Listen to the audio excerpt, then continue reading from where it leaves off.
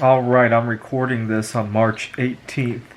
I think most of us have recently gotten some money in our bank accounts, and unfortunately, the sentiment I see on my Facebook feed, let's just say I don't like it. But the problem is that every time you turn on the news and when you hear about COVID, the recovery, healthcare in general, the economy, what do we hear about? We hear about money changing hands, right? When in reality, the economy is everything but that, right? It's people getting educated, getting healthier, and inventing something new, right? Inventing some way to.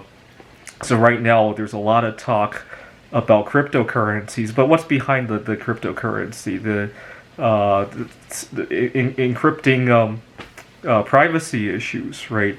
The algorithms for that. That's the economy, right? The money changing hands is a burden on the economy, if anything like that, if anything, right?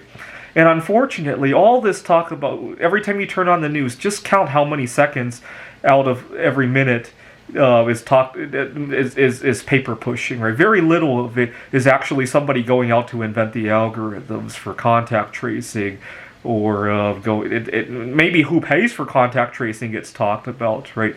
I just want to point that out. How much the stimulus is gonna be, who gets it, the logistics of it, how many tax papers you have to file to get it, and then the people actually going out to file it. And we call that the economy. I think it's just dumb. And let me give you a personal example, because this one drives me nuts.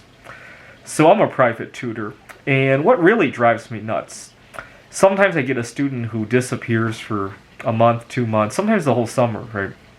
And I think they're doing very well.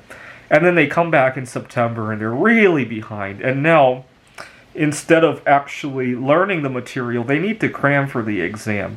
So they've fallen behind on chapters 7, 8, and 9, but they need to cram chapter 10 because the exam is tomorrow. If they fail that exam, they fail in life, right?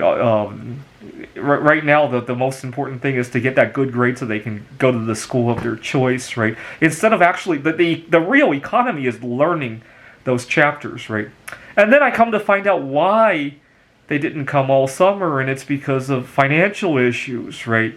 And come to think of it, I'm not benefiting from them not coming when I have to struggle really hard to tutor when they come in September. I'd rather charge less so that they could come the whole summer, right? And the